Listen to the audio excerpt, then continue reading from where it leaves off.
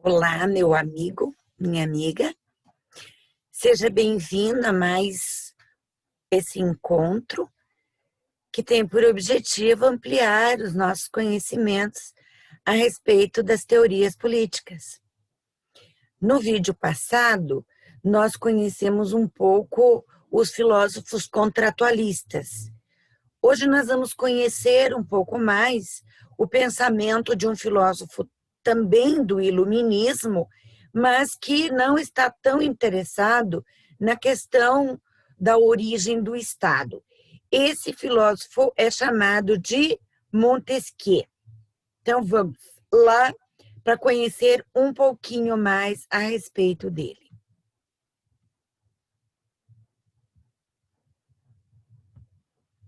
Então aqui está, né, o Barão de Montesquieu, que é, então, contemporâneo, mais ou menos, de Rousseau, está nessa época conhecida na França, conhecida como Iluminismo. Então, o seu contexto histórico é exatamente esse, não é? O da difusão das ideias iluministas na França pelos chamados enciclopedistas, Diderot, D'Alembert, Voltaire, né? Que eles não são assim tão importantes para a filosofia, porque não tem um pensamento assim de consistência como uma corrente filosófica, mas enquanto líderes do movimento foram extremamente importantes, porque o enciclopedismo foi um movimento filosófico e cultural originado no próprio iluminismo, desenvolvido na França e que buscava catalogar todo o conhecimento humano a partir dos novos princípios da razão. Acredita-se que as atitudes críticas propagadas e incentivadas pelo enciclopedismo contribuíram para a Revolução Francesa. As ideias que eles difundiam serviram muitas vezes para chavões e palavras de ordem todos aqueles movimentos que levaram à Revolução Francesa. No caso, a pessoa que nos interessa mais aqui, quem é? Charles Louis de Secondat, Barão de La Brède e de Montesquieu, que é conhecido como simplesmente Montesquieu. E ele foi um importante filósofo iluminista.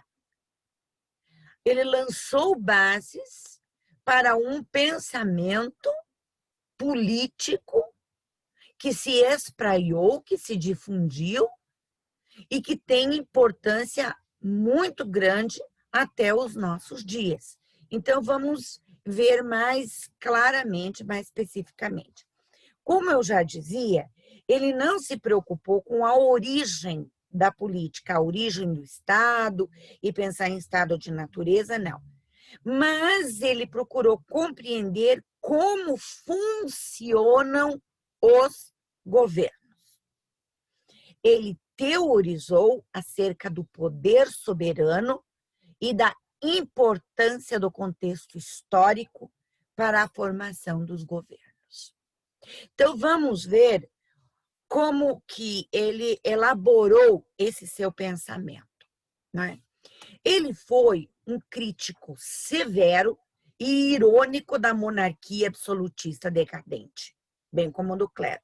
Vocês vão me dizer, mas poxa, ele era um barão.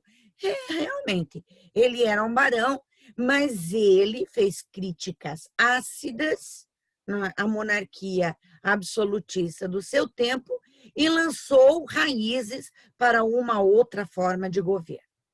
Na sua obra mais importante, O Espírito das Leis, é considerada a base do sistema republicano moderno, pela sua separação entre os poderes legislativo, executivo e judiciário. Nós já vimos aqui que ele não foi o primeiro a teorizar sobre a separação de poderes. Isso já tinha sido feito por Locke. né? Locke pensava num poder legislativo, que também seria judiciário, não, ele teria essas duas funções, executivo e o federalista. O Montesquieu já então pensa nesses três poderes: legislativo, executivo e judiciário. Um que elabora as leis, aquele que aplica as leis e aquele que administra as leis. Porque a ideia de Montesquieu é de que só o poder freia o poder. Então, é necessário que hajam três esferas autônomas e constituídas por membros distintos. Ninguém pode ser membro de dois poderes, nem de três poderes, somente de um poder. E os membros de cada poder têm a mesma importância, têm o mesmo grau de autoridade. De aí vem a teoria do constitucionalismo, que busca distribuir a autoridade por meios legais, de modo a evitar o arbítrio e a violência. Então, há uma forma de contraposição de poderes aqui, em que um serve de equilíbrio para o outro. As funções de um poder, né, são diferentes das funções do outro poder. Vocês poderiam dizer para mim que aqui no Brasil nós temos exatamente isso. Não, nós não temos exatamente isso, não. Por quê? Porque o poder legislativo, no pensamento de Montesquieu, só ele elaboraria as leis. E o executivo, e só ele executaria as leis. E o judiciário, só ele julgaria as leis. No nosso país, o que nós vemos muitas vezes acontecer é o executivo elaborando leis. Então, nesse momento, por exemplo, o legislativo está esperando que o executivo mande para o Congresso um projeto de lei sobre reforma tributária. Também está esperando que o Executivo mande para o Legislativo um projeto de reforma administrativa. No pensamento de Montesquieu, isso seria interferência de um poder sobre outro. Quem tem que elaborar as leis não é o Executivo, é o Legislativo. Mas o nosso Legislativo, muitas vezes, ele peca, não é, pela ineficiência. Ele não faz aquilo que se espera que ele faça. Ele simplesmente aprova ou não aprova os projetos de leis que são enviados pelo Executivo. É o Executivo quem elabora esses projetos, não é? No pensamento de Montesquieu, não poderia sair do pensamento dos membros do Executivo um projeto de lei, porque o Executivo sabe o que é que ele precisa mais para que o país funcione melhor? Sim, sim, sim, mas é claro, só que o Executivo teria que apresentar para parlamentares e eles é que teriam que dar entrada a esses projetos de lei. Muito bem, mas estamos aqui falando do pensamento de Montesquieu. Adiante. Montesquieu pensa que existem três formas mais básicas de governo: o despotismo, a monarquia e a república. Cada um deles tem uma característica central e tem um princípio, tá? Um fundamento. O despotismo é uma dessas formas, em que o poder é centralizado em uma pessoa, não é? Pode ser um grupo pequeno de pessoas? Sim, pode ser. mas geralmente há uma pessoa que concentra o poder. Ele governa para si mesmo. Tudo o que ele faz é para se manter no poder. Todas as suas ações são em vista de manter-se no poder. A sua vontade, o que ele considera como certo, não é? Como o bem para a nação, é a lei. Não é? Qual é o princípio do despotismo? O medo. O princípio do despotismo é o medo. É necessário criar o medo na população. O que é que pode me acontecer se eu expressar o que eu penso? O que é que pode me acontecer se eu fizer algo diferente daquilo que para o governo é certo? Então, os súditos o temem, obedecem por medo de severas punições. Não é? Então, gente, é da própria natureza do governo despótico, é da própria natureza, presta atenção, a corrupção. É da própria natureza. Não é? É preciso que as pessoas que fazem parte dele sejam corruptas. Por quê? Porque elas precisam comprar e serem compradas. Elas gostam de ameaçar. Não é?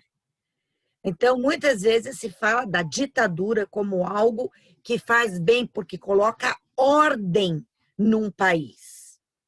Acontece que essa ordem, que ela é aparente, na aparência, ela esconde uma grande desordem intestina. Quem viveu em ditaduras sabe muito bem como é necessário para o governante se cercar de pessoas corruptas a quem ele possa constantemente ameaçar porque tem o rabo preso. No Brasil, no final do governo militar, tinha um jornal brasileiro chamado Folha de São Paulo, que inclusive chegou a apoiar o golpe de Estado nos seus inícios, mas nessa época, já dos anos 80, já tinha uma postura de independência, eles tinham o lema de rabo preso com ninguém. Então, como eu falava, que o medo é a própria corrupção. Não é? É próprio das ditaduras, por exemplo, acabar com a liberdade de expressão. Quem acha que no Brasil não houve ditadura, só houve um regime militar, como explica a censura? Ah, não, no Brasil não houve censura. Só uma pessoa completamente delirante e fora da realidade realmente, não é? Que não conhece a história, pode dizer que no Brasil não houve censura. Então, por que grandes jornais, de repente, na primeira página, colocavam receita de bolo? Essa é uma pergunta interessante de se fazer para quem afirma que no Brasil não houve censura, não é? Então, aquele que ousava ir contra o censor poderia ser chamado ao DOPS para fazer esclarecimentos.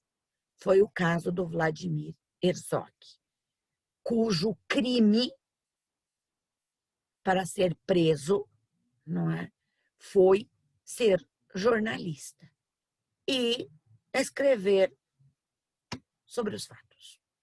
Né? O que acontece com o poder despótico é que ele vive numa corda bamba, porque sempre pode acontecer de que alguém com mais capacidade, né, de impor medo tome o seu lugar. É isso que nós vimos na América Latina durante algumas décadas, e nós ainda vemos em países, por exemplo, africanos. Não é? A outra forma de governo para Montesquieu é a monarquia, em que o mono quer dizer um, o poder também é dado a um, na figura do rei. Só que o rei é uma figura, né? Ele incorpora a figura do Estado, não é? E obedece às leis, não do rei, mas às leis das quais o país se originou. Então, por isso, o rei ele é só a figura do Estado, não é? Ele representa o Estado, não é? E as leis que são obedecidas não são as leis do rei. O princípio da monarquia, ou o seu fundamento, é a honra. E para manter-se no poder, o rei deve ter uma atitude soberana, honrada e justa. Montesquieu considera que a corrupção na monarquia ocorre quando o rei começa a legislar por si e ignora as leis. Aí ele cai no despotismo. Quando a honra torna-se elogio sem fundamento, mera aparência. Quando o rei glorifica apenas quem o ajuda, não quem realmente protege o reinado. Então, quando o rei perde a honra, ele perdeu todo o sentido, não é, de ser a figura do Estado. Eu queria colocar aqui um exemplo do que aconteceu na Espanha. A Espanha, depois de 40 anos de ditadura de Franco, ela, depois da morte dele, houve a volta do príncipe herdeiro, não é, que foi coroado rei, Juan Carlos.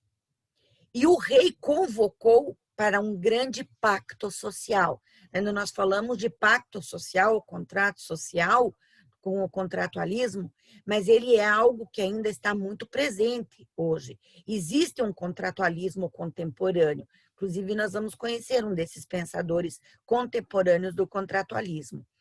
E ele chamou, né, a todas as forças políticas da Espanha para realizarem um pacto social. E esse pacto social se chamou Pacto de la Moncloa, porque ele foi assinado justamente na residência do rei, que é o Palácio de la Moncloa. E ele se tornou realmente essa figura do Estado, não é? Que levou adiante esse período de reconstrução da Espanha, de reconstrução da democracia na Espanha. Em 1981, mais ou menos, eu acho, houve uma tentativa de golpe de Estado. Um grupo de militares cercou o palácio, o Congresso, o parlamento. A Espanha ela é uma monarquia parlamentarista, então eles cercaram o Congresso. O líder desse grupo se chamava Terreiro. O rei estava assistindo pela televisão, porque estava tudo sendo filmado em tempo real e aparecendo na televisão, não é? Essa entrada desse grupo de militares no parlamento e cercando o parlamento. O rei, que estava assistindo isso pela televisão, imediatamente saiu, foi ao parlamento, se colocou na frente desses militares e disse: eu quero que vocês passem por cima do meu cadáver. E interessante. Com isso, acabou o golpe militar. Então, olha a figura, né, do rei, nesse caso é a figura do Estado, é a figura da nação, era a figura do povo espanhol.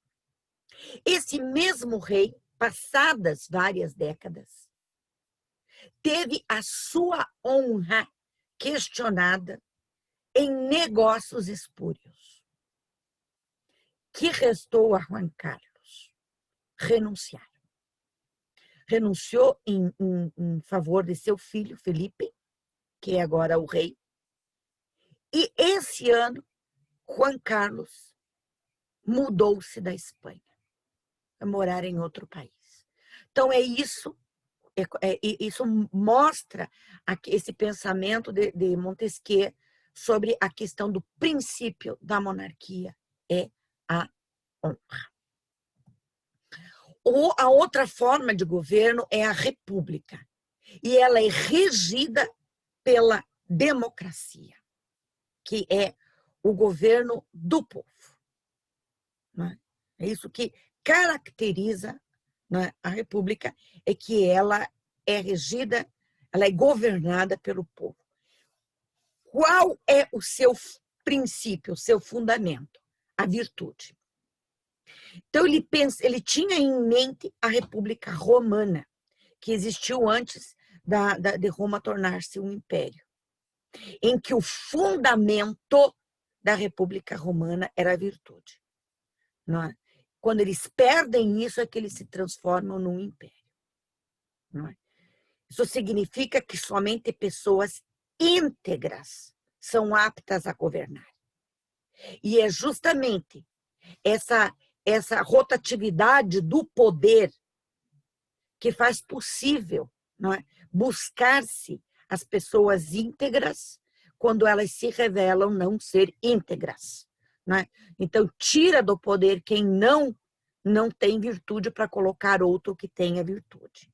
Não é? Então, de acordo com Montesquieu, a democracia se corrompe quando não há respeito pelas autoridades. Quando o governo compra o povo com elogios e dinheiro para que possam esconder seu egoísmo. Quando o luxo é o ideal do povo. E quando o povo não é educado para a política. Não sou eu que estou afirmando isso, porque acontece aqui hoje em dia no nosso país. Não, é Montesquieu que disse isso, tá? O que acontece quando a monarquia se corrompe e o seu fundamento não é mais a virtude, tá? Fica claro. Para Montesquieu, o ideal é um Estado em que hajam 3 espécies de poderes. O poder legislativo, o poder executivo das coisas que dependem dos direitos das gentes e o executivo das coisas que dependem do direito civil. Chamaremos a este último de direito de julgar e o outro simplesmente o poder executivo do Estado. Ok? Então, tudo para Montesquieu estaria perdido se o mesmo homem ou o mesmo corpo dos principais, ou dos nobres, ou do povo, exercesse esses 3 poderes. O de fazer as leis, o de executar as resoluções públicas e o de julgar crimes ou as divergências dos indivíduos. Tudo estaria perdido. Não é? Então, por exemplo, essas campanhas que nós vemos hoje, né? Abaixo o STF, justamente aquele que tem que julgar as leis, ele não pode ser refém sequer do povo. Muito menos dos principais. Então, terminamos com essas palavras de Montesquieu. Quando, na mesma pessoa, ou no mesmo corpo de magistratura, o poder legislativo está reunido ao poder executivo, não existe liberdade, pois pode-se temer que o mesmo monarca ou o mesmo Senado apenas estabeleçam leis tirânicas para executá-las tiranicamente. Não haverá também liberdade se o poder de julgar não estiver separado do poder legislativo e do executivo. Se estivesse ligado ao poder legislativo, o poder sobre a vida e a liberdade dos cidadãos seria arbitrário, pois o juiz seria legislador. Se estivesse ligado ao poder executivo, o juiz poderia ter a força de um opressor. Muito bem, gente. Então, aqui conhecemos o pensamento de mais um filósofo, né? Eu acho que, apesar da distância que nos separa de Montesquieu, né? Que são, né, 8 séculos e meio, não é? 8 séculos, não, 2 séculos e meio, desculpem. 2 séculos e meio, não é? Ele tem muito a nos ensinar. Ele teve uma influência muito grande na forma como os estados contemporâneos se organizaram politicamente, né? E já que ele teve essa influência, ele deveria continuar nos ensinando muitas coisas, certo? Então, olha, muito obrigada mais uma vez pela sua companhia aqui. Eu te convido a fazer um comentário a respeito das colocações que eu fiz aqui hoje. E se você quiser se inscrever, ótimo, vai ser muito bom. Mas se você comentar, vai ser melhor ainda, tá? Então, tudo de bom, até a próxima. Tchau.